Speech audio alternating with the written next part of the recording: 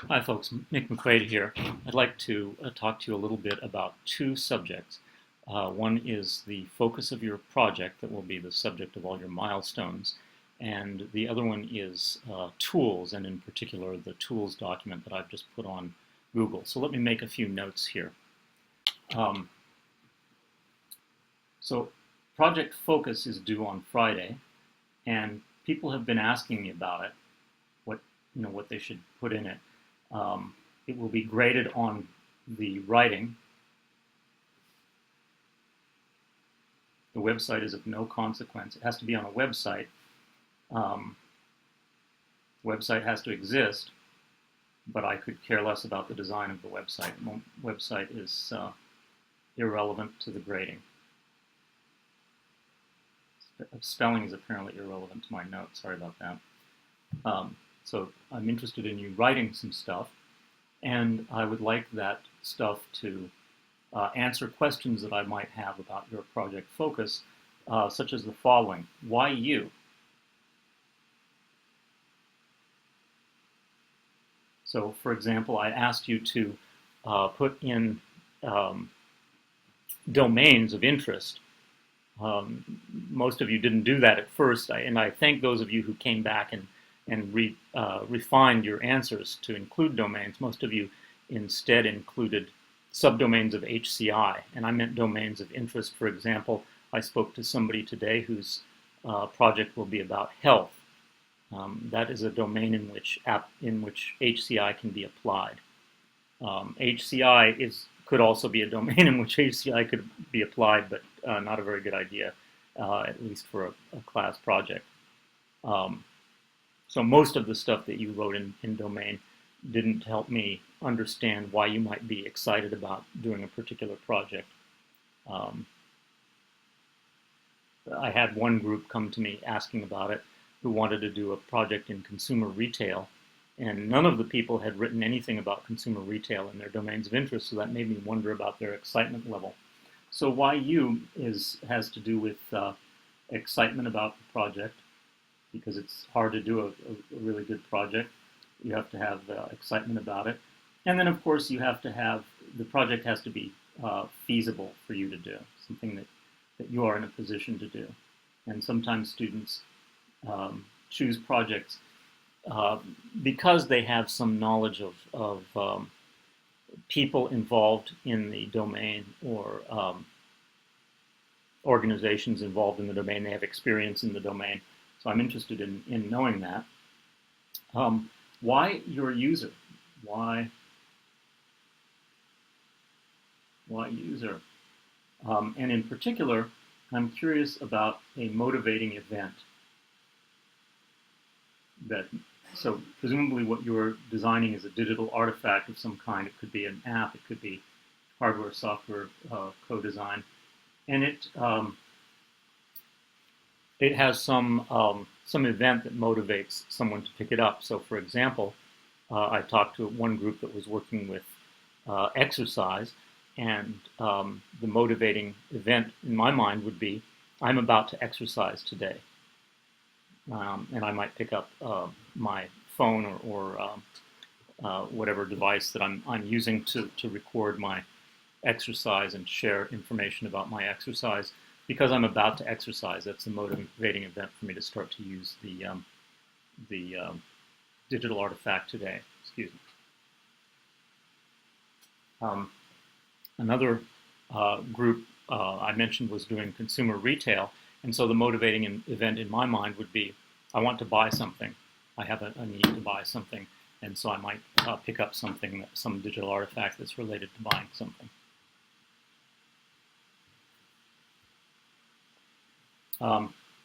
Another question is, how will you achieve critical mass? So there is a concept in economics called network externalities, and I have the Wikipedia page of it here, network externalities. And the network externality definition that I have here is the effect that one user of a good or service has on the value of that product to other people.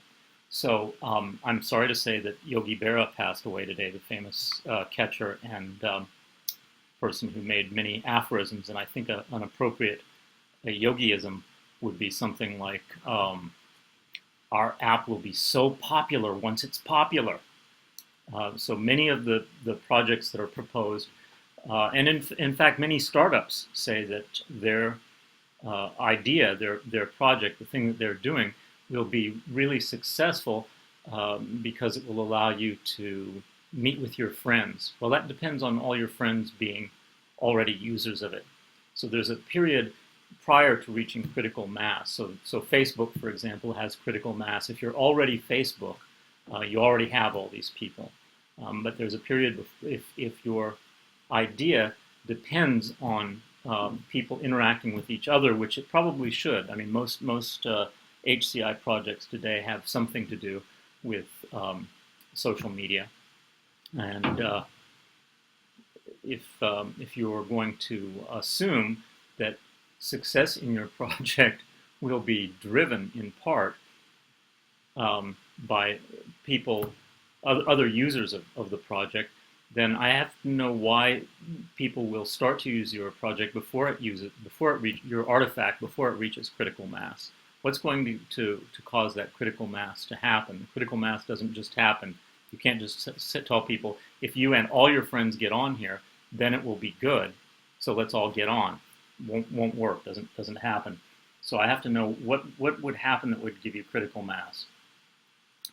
And please don't say marketing. Please don't say good marketing or strong marketing, because somebody can beat you at that. You're a designer, not a marketer. Good marketing is something that good marketers do. You have to find some design elements, some choices in your artifact that will encourage people to use it. Okay, and then the last and perhaps most important question, how will one user influence another?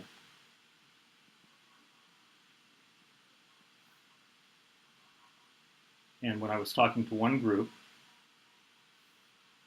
how will one user influence another?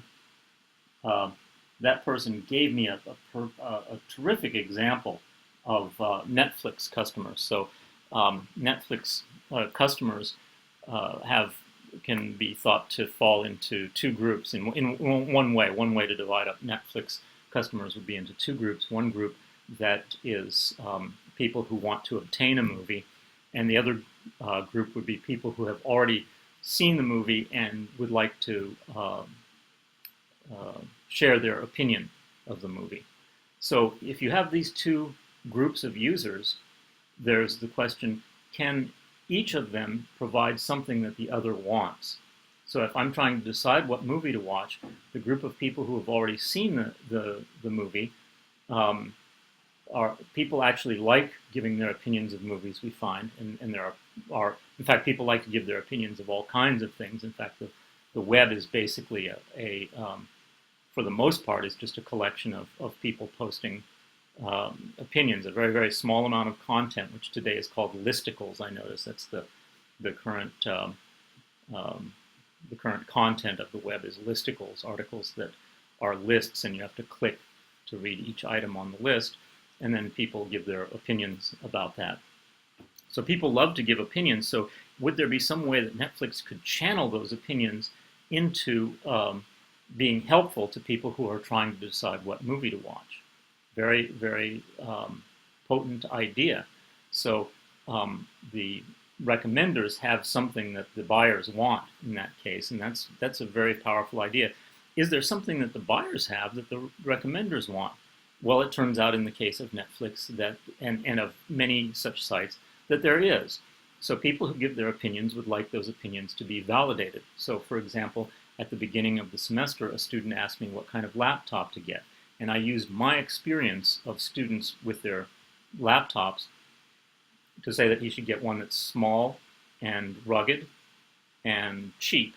And in fact, I recommended the 11-inch Dell Chromebook, also because it has an Intel processor, so that makes it cheap, but having an Intel processor, being one of the few Chrome machines that has an Intel processor, means that you can, as an RIT student, run VMware on it.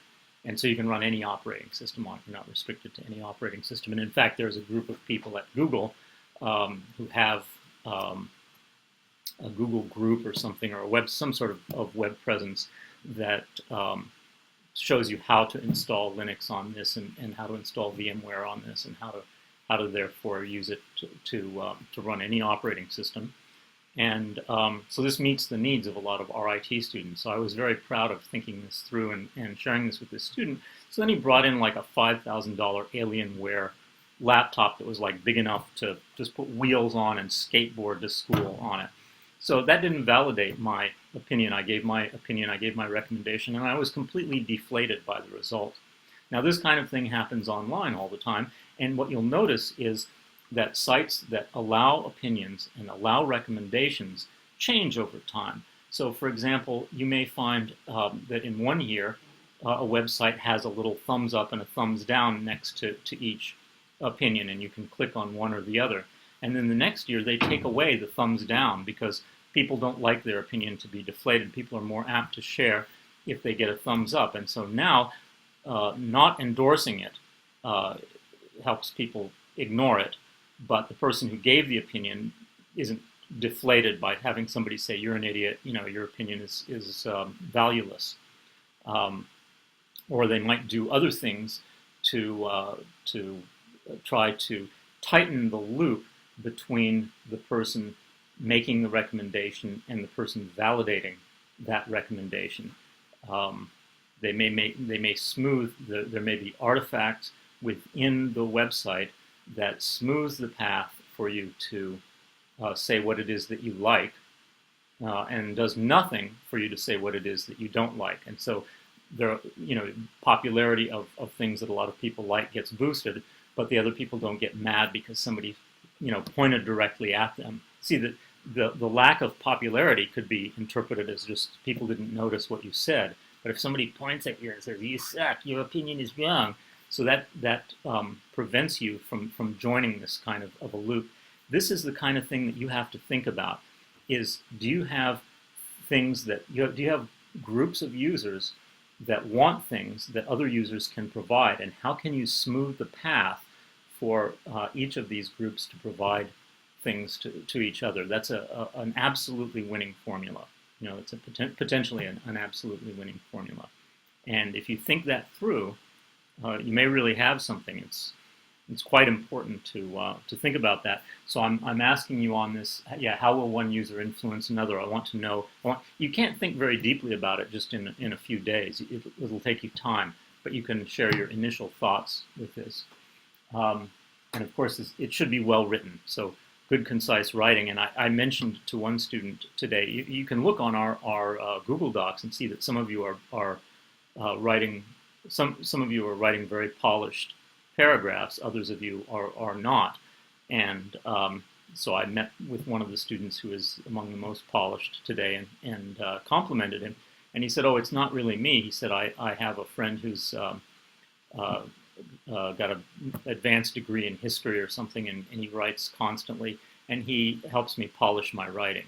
Well, indeed, it is you, because you actually had the sense to do that. So I know one person who is a quite successful writer. His annual income is certainly over $250,000 a year, U.S., and he has an editor that goes over every word that he writes to make sure that it's clear and spelled correctly and correct grammar and makes sense and stuff like that. He actually pays a pretty hefty fee actually to his editor, and I've used editors to polish my writing before. Getting other people to help you with your writing is one of the things that good writers do. There's a famous novelist named Stephen King who gives an advanced copy of his book, his new book, to each of 10 people, and he said if one person says something, one of the 10 people says something bad about the book, I don't really take much notice, but if 2 or 3 say something, I'm concerned, and if 4 say it, I change it. I don't care. Even if it was my favorite aspect of the book, I change it. If 4 out of 10 people said the same thing, then I'm really concerned. So, and this is a famous novelist who allegedly, can write spellbinding prose that lots of people want to read, and he's getting other people to help him polish it, and that's an important thing for you to do. It's important for your writing to be polished and to convey what you think it does. You will be very surprised if you show your writing to someone else and ask that person to explain to you what the main ideas of the writing are. You will often be very surprised by what they will tell you, and you can use that. You can use what they tell you, so that's very important. Okay, now there's one other topic I wanted to broach here, and let me just bring this up into view. That's the tool thing. So I've asked you to join a Google Doc here about tools, and I see no one has written anything yet, but I would like you to look at this article, and then look at this website. The URLs are in the Google Doc, and this is from Wired magazine, which relies very much on provocative titles. So mainstream media, of course, relies on writing provocative titles, and this one says, "Sorry, Apple. Turns out designers don't use iPads." This is what they use: pencil and paper. And it says 64% of designers don't brainstorm with software, to do it with pen and paper.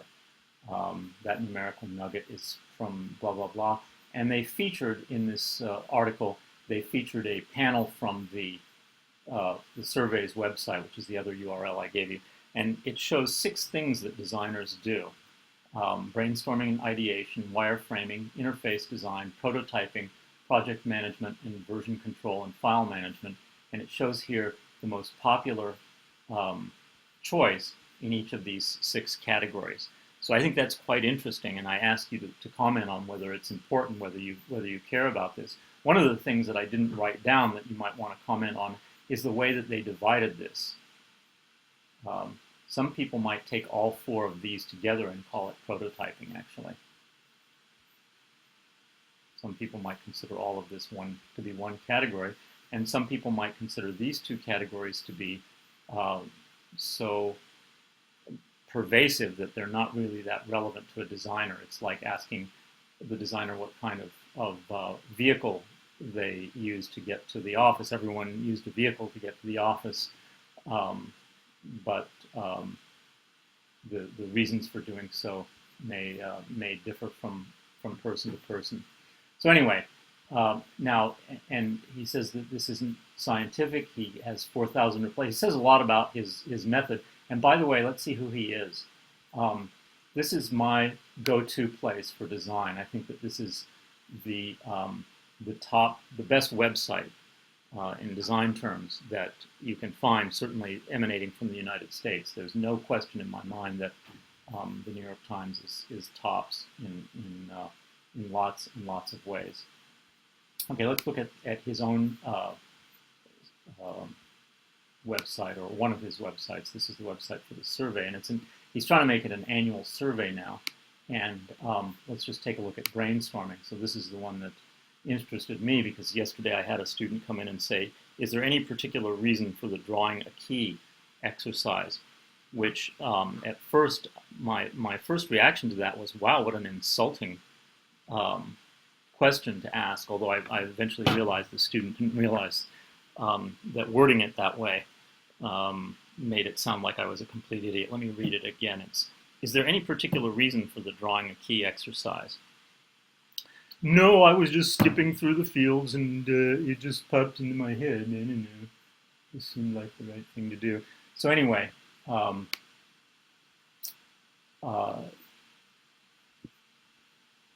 one aspect of that exercise is that it's done on pencil and paper, and I had a student last term who was extremely annoyed that I asked students to use pencil and paper here. He said, anybody can use pencil, and that's nothing.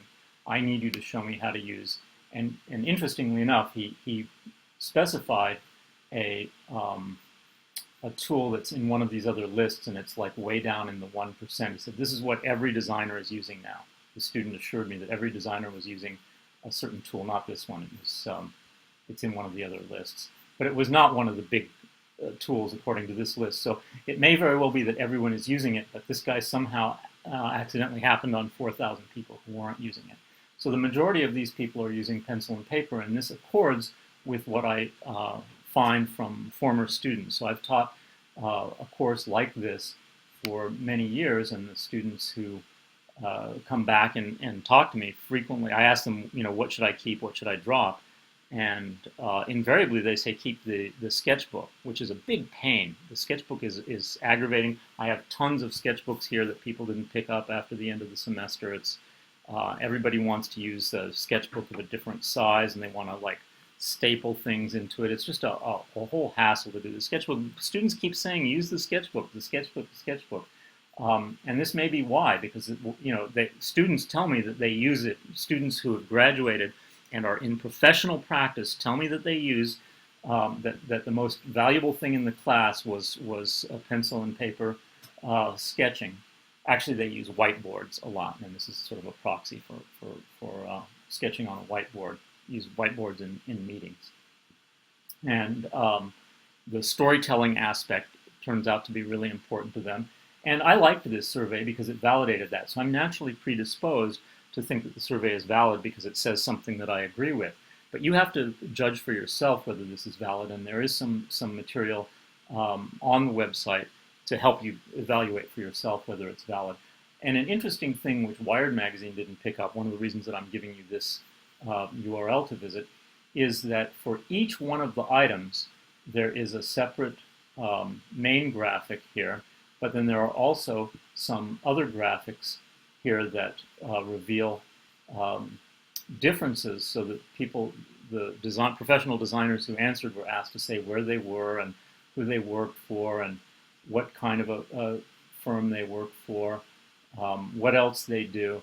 And so there's actually quite a very rich presentation of the information that's available on this website that's not in either the Wired article, or having seen the Wired article, I actually looked to see who else was talking about it. And as a matter of fact, even one of the things that's on this site is a list of places that he knows where people are discussing it. So there are designers and known designers discussing this, discussing not only is it valid, is it important, what should we think about this. So I want you to really seriously think about this and to write your thoughts. I want you to think about this and hopefully have some interesting thoughts about it and write them in this document.